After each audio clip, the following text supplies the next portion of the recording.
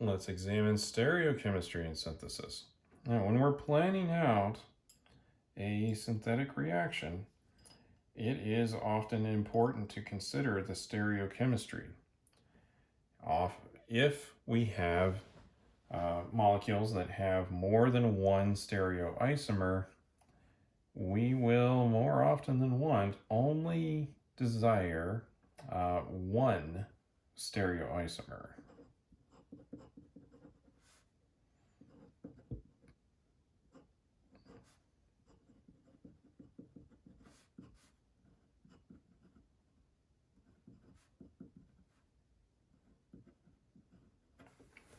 This happens a lot in medicinal synthesis or synthesis of medicines. Since proteins and other things in your body, but largely the proteins are have a stereoisomer and we only have the one type, usually a medication that has stereochemistry in it will need to be only the one stereoisomer, only enantiomerically pure. Some of them will go so far as to cause damage if it's the wrong stereoisomer and not provide therapeutic effects along the way. So, when we're planning these syntheses, we'll need to consider stereochemistry. Now, one thing to remember is that SN2 reactions will reverse the configuration around a stereocenter.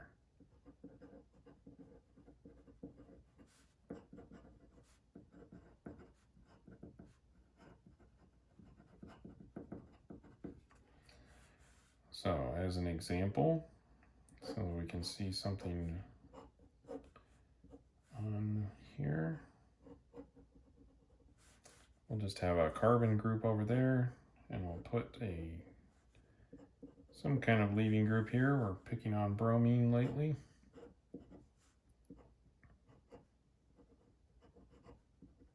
We're going to react this with sodium azide, and this is an SN2 reaction. So we are going to invert the configuration around the carbon with the leaving group. So this one will stay the same, and this one is going to experience an inversion in the stereochemistry. Now, please recall that our PBr3 or PCl3 is one of these that will always go SN2. And so it's useful for that reason, because it will maintain the configuration, just flips it. This is excellent for when we have alcohols. We want to convert it into a different leaving group, and then we also want to invert the configuration. Now, something that we should consider is that if we have an SN1 reaction, we're going to move through a carbocation intermediate, and that will often have the effect of losing the stereochemistry, and it's going to scramble everything up, and we'll end up with a racemic mixture. Yeah, in some cases, this is just unavoidable, and in the end, we may have to separate those stereoisomers. This isn't a very easy process, but it can be done. When possible, we'll try to avoid generating a lot of different stereoisomers at the same time. Now, there are other ways of having the selectivity when we're looking at stereoisomers. That would include using chiral auxiliaries, so other molecules in the solution that have chiral centers. They're not necessarily reacted upon, but they create an environment that will influence the reaction that we're looking at.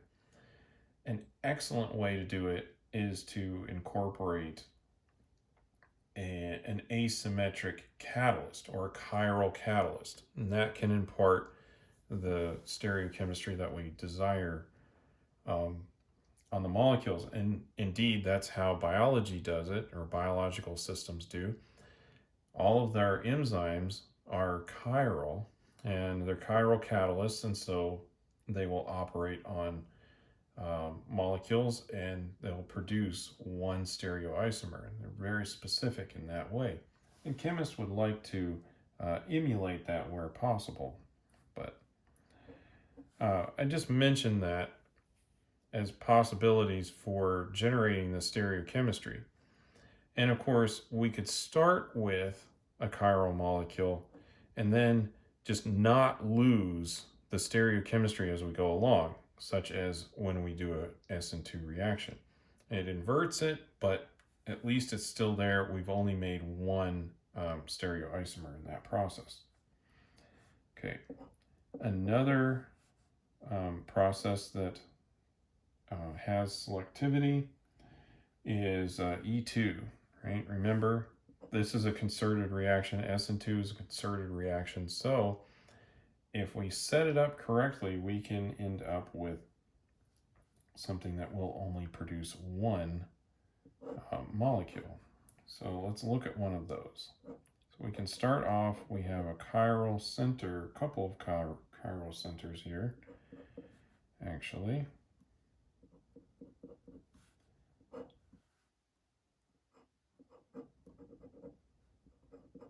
I'll put our leaving group up there.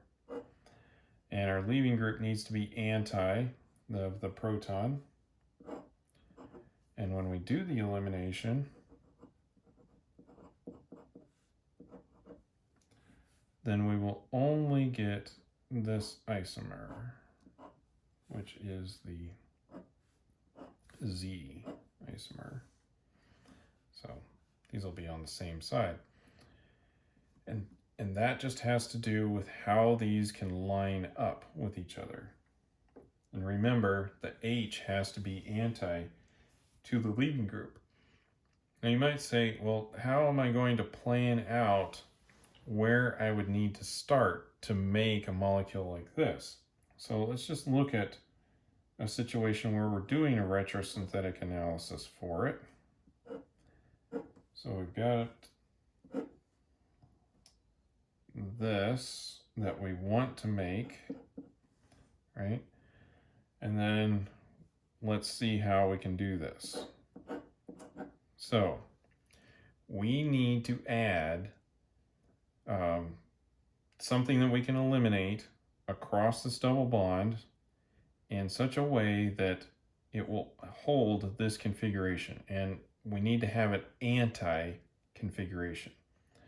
So all we need to do is, say, add a chlorine in the down direction here and add a hydrogen above right here. And then we would be able to go back to this in an E2 reaction. So let's draw that out. And this is one of those situations where you may want a model kit, but if we draw this really carefully, we can probably see what's happening. Okay, so I've drawn this. Now I'm kind of rotating the molecule like this way. And when I do that, this is going to face out of the page. That's going to face out of the page. These two are going to go into the page. And that way I can draw this in an anti-configuration. Right? So this is into the page. That's out of the page then. We've got to have this second hydrogen coming out of the page here. And we've got to have the other methyl group going in. Now, you may have noticed, or you may not have noticed, that I was careful with where I added the chlorine. Because when we're looking at this, we could say, oh, well, we could have put the chlorine over here, and we could put the hydrogen over here, right? Well, the problem with doing that is we will only have one chiral center on this, not two. And in order to really have the selectivity, we're going to need two chiral centers.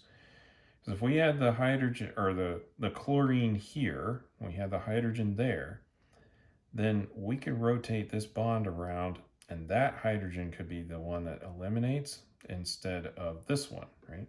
As it stands right now, this hydrogen can't be eliminated because it's on the same carbon that the leaving group is on. So we had to be careful where we put that chlorine in order to actually end up with just this product. If we put it over here, then we'd have two hydrogens over here. This carbon would no longer be chiral. We would not have the selectivity. Now, other things that we should consider is anti and syn additions, right? So syn additions like the hydroboration oxidation, or like the carbene additions or the epoxidation reactions, those are all syn additions. They happen on the same side. Those will conserve whatever cis or trans relationship we have, right? Now, if we have an anti-addition, those will invert that. So if we started off with a cis configuration and we did a syn addition, right? So let's just say cis and then we do a syn addition, we will still have a cis relationship at the end, right? Now it's free to rotate, but the stereochemistry will be such that, wow, those are on the same side. Or it could be free to rotate unless we made a three-membered ring like an epoxide or the cyclopropane. Now, if you do anti-addition,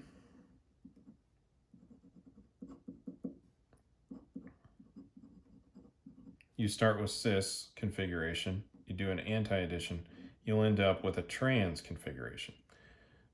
Hence the name, anti, right? It changes the configuration.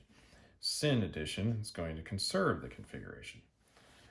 So these are things to think about when we're looking at a synthesis, right? And this is getting a little bit more specific, especially when we're looking at molecules that have stereochemistry, or we want to have a selectivity in the molecules that we're making, right? If we only want this isomer, then we're going to have to set up the conditions so that only that one is made. And we'll need to be careful when we're doing this because we could draw something that would make the other isomer, right? If we switch these two around, then we wouldn't make this one, we'd make the other one. And maybe we don't want that one. So again, just more things to consider when we're planning.